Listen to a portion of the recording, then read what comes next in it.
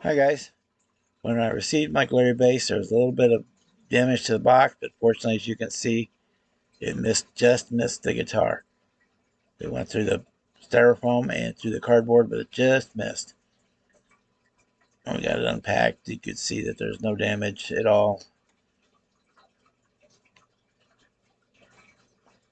And it comes with the standard things, the case, the strap, and the cord. And fresh out, look at it fresh out of the box.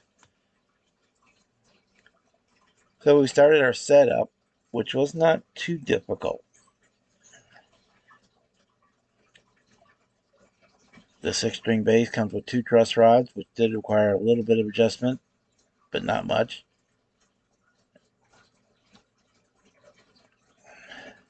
Then we sanded the finish on the neck down smooth with using 2000 grit wet dry paper. It made it just like a baby's bottom. We used some lemon oil to season and condition the fretboard. And I decided to go with black hardware on the bass. So we found a bridge from Bitterroot Guitars, which is the same bridge. We used Music Lily strap locks, knobs, and tuners, which were all again drop in fit, no issues at all. Music Lily makes some really nice parts at good prices. So you see we've got the tuners put in, and here are our knobs.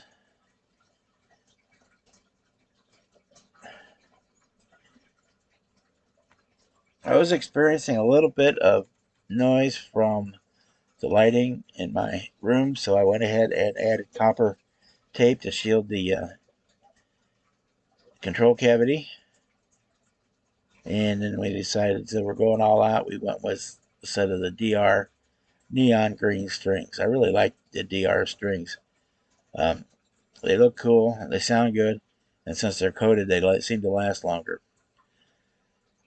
The base does not fit in the Glarry rectangular case unless you set all the tuners in line with the headstock. The case is just not quite deep enough where the neck will not rest in the neck rest. But they have a rectangular case, which I have not tried. So we got it all finished, put together, intonated, adjusted the action. We had to put a shim in the neck to get the action down as fast as I wanted, but that all worked out. That's a simple task, nothing to it. We got our strap locks on, and getting everything cleaned up and polished and ready to go. I made a couple more beauty picks here. I ordered a case off of Amazon from Fender, which should have fit the bass, but it doesn't because the upper horn is a little big. But I had a Gator case from my Randy Rhoads V guitar that I wasn't using, so I decided to try that, and it fits like a glove. And they're not real expensive, so that would be one you look at. And we're here for the demo.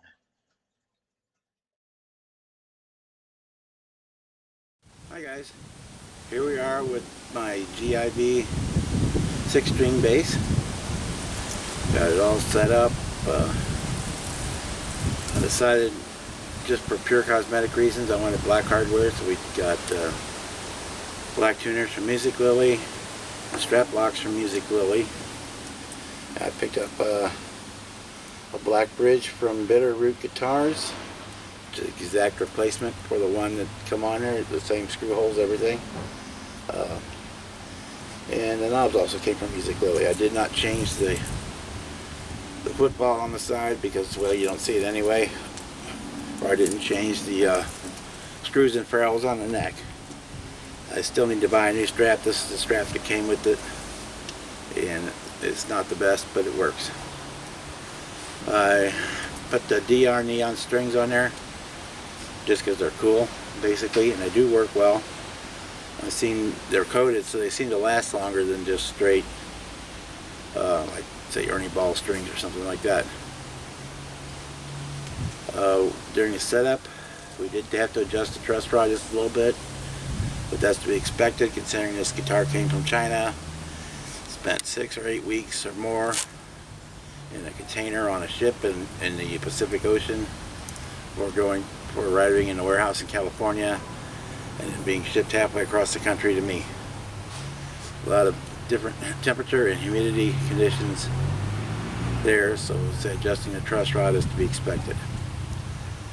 I wanted a really fast action on here because a lot of the 6-string players like to do taps, and I'm just learning the 6-string. This is my first one, so we lowered the action both by sanding the nut slightly to lower the action down, so we're getting down to about 18 thousandths or a little less over the first fret when you push down on the third. So just barely push down on your third fret, your string should just barely have room to move over the first. When we went to do intonation for the bridge, or intonation, the action, everything went down perfectly well where it was, but it was basically bottomed out. There was, or I had the action where I wanted it, there was no more room to go down.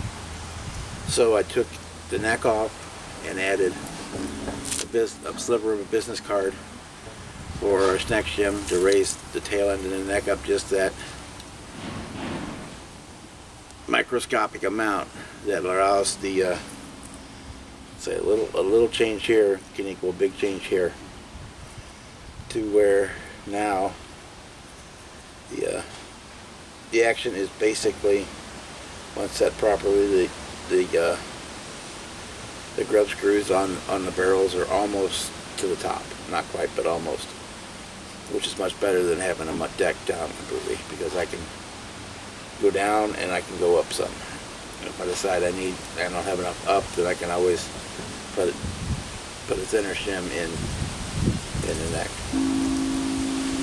The pickups work fine. They're a little bit anemic on the B string, but not bad. Big issue is if you wanted to replace them, the cost of the pickups is almost the same amount as the guitar. Wilkinson did make a set of pickups for this, and they're out of stock just about everywhere. I don't know if they're going to be making them again or not. I did manage to find some from AliExpress, but I'm a little leery about ordering from them. It's just a little fly-by-night for me, but I may order those depending if I decide I can't deal with the low end, the loss of volume on the low end. And also with the pickups, note for Glarry, the route is just a hair too tight. The pickups do go in, but they're very tight and actually hit on the sides of the cavity, and the foam underneath is a little bit short. When you go to raise the pickups up to where they should be, you run out of foam before you get to the height. So I took them out and added a second piece of foam sponge that I had laying around here. I cut out a strip and put it under there, and it works fine. So other than that, it's basically, so total setup time, not counting my venture into black hardware, was probably about 30 minutes to set the truss rod, sand the nut, adjust the action and the intonation, which was fine, and add the shim. Maybe 20 minutes, 30 minutes tops, about total working time. It was over the course of a day or so because I had other things going on. But anyway, you don't want to hear about that. So we've got volume, tone on here, and we've got the two passive pickups. Say a set of active pickups, which would help improve the B string sound, or a set of hotter wound pickups would cost almost as much as the guitar. So it's a thing to consider whether you can live with that, or if you want to, if you're not into bought it to mod and knock yourself out. I mean, you can go with hip shot tuners and pick out a custom bridge and put active EMG actives or Seymour Duncan actives or whatever you want to put in there to make it into a total hot rod. But anyway, let's do a few sounds. I'm just playing through the Glarry GIB 20, the little 20 amp micro bass amp, and then just using the microphone on my camera to pick up the audio. So bear that in mind. You're not going to get a lot of booming bass response. But here we go for low end sound. Here's your.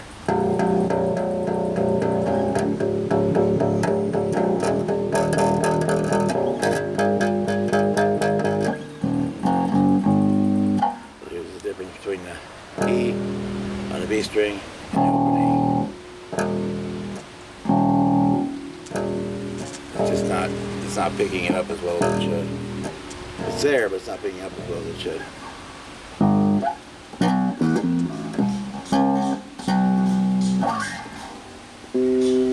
Nice high end.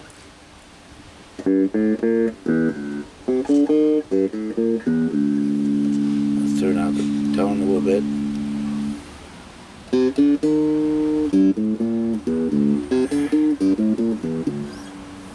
So you got nice sound. Turn our tone back up. We'll go with just the neck pickup.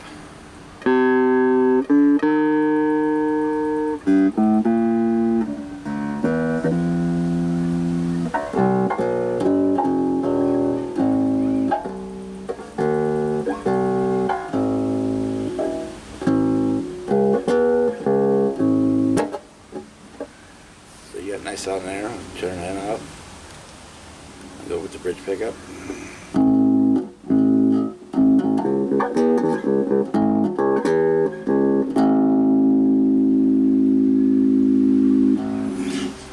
So we're getting all the sounds we're supposed to get.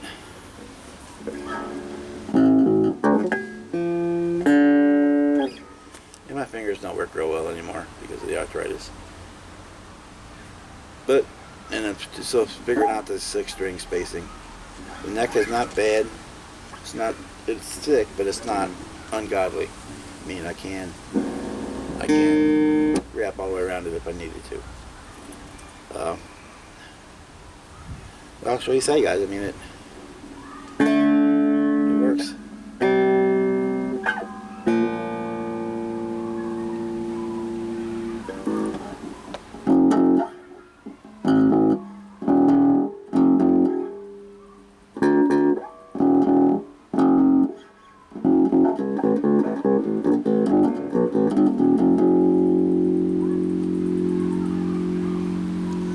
So there we go. There's the Glarry GIB 6 bass.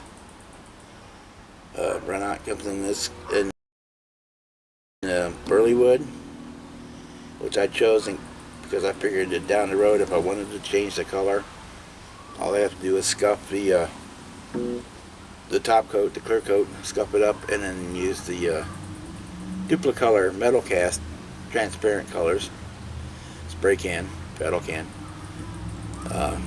and then you can do it, spray that and put a new clear on it, and still have the wood grain finish, and have a guitar in the color you want.